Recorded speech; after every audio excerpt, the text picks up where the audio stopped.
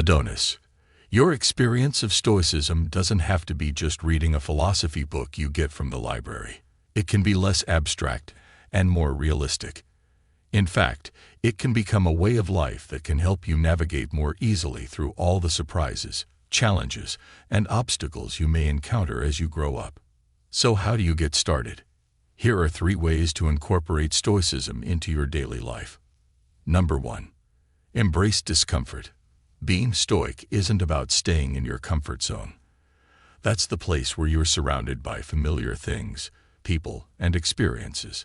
If you are used to studying for 12 hours at your desk, you keep doing it even if it makes you dizzy and leaves you unmotivated.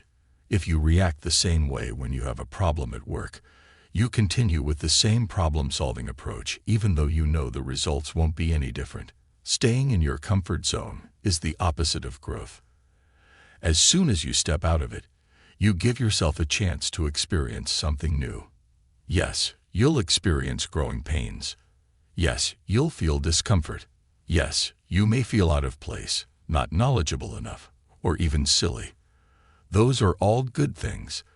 The more you get used to discomfort, the more flexible you'll be when problem solving. You can give yourself permission to feel. Being Stoic isn't about being in denial. You need to process your thoughts and feelings so they don't overwhelm you. The best way to do this is by giving yourself the time to observe what you're feeling. Are you scared? Frustrated? Feeling like you don't belong? Dreading that you'll fail? Acknowledge those feelings. Your awareness will benefit you. Learn to rely on yourself by trying to solve a problem at work or school by yourself first. If you make mistakes, it's good. Mistakes will eventually lead you to success. You'll figure out what works and what doesn't, and you won't be dependent on others to solve your problems. Number 2. Learn to practice self-discipline. This is probably the top habit to embrace if you want to practice Stoicism. Why? Because putting off activities that make you feel great and give you pleasure does have its advantages. When you give yourself a healthy dose of self-discipline, you do something difficult first in order to reward yourself later. There's even science to back this up. Stanford University's marshmallow experiment shows how delayed gratification can increase your chances of succeeding in many areas of your life. You can make the most of your mornings by building a habit of doing deep work.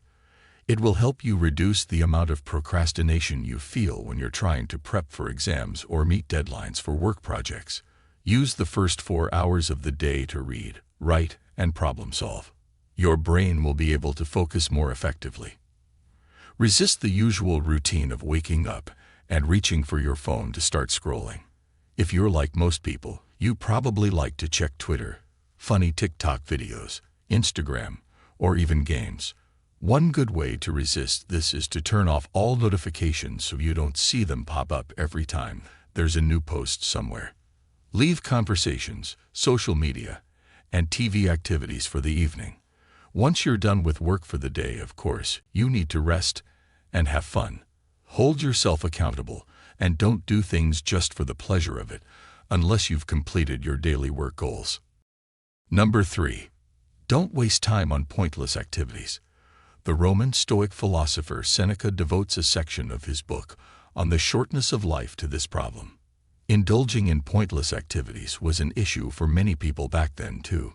Seneca describes gluttony, vanity, focusing on materialistic things, and trying to impress others.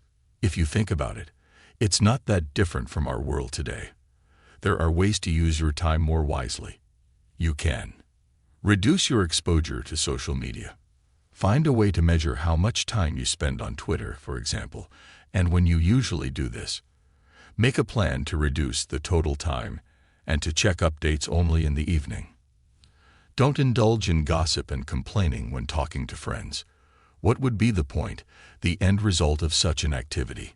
You can't change people's behavior, and they won't care about your opinion of them anyway. Find other topics that are more helpful and interesting. Use the time to learn something new from one another, tell a funny story, or share a positive experience. Keep one specific goal top of mind. When you're focused on a personal or professional goal, you're less likely to distract yourself with activities that will take you away from it. A good habit to practice each morning is to ask yourself, what is the one thing I am committed to completing today? Your answer will help your brain focus better because it won't have to constantly evaluate and make decisions. And the rest of the day you'll know that this is your mission, and you will do what it takes to accomplish it. Just like in the words of Seneca, nothing happens to the wise man against his expectation. I hope you found this video valuable. Subscribe for more. Thank you.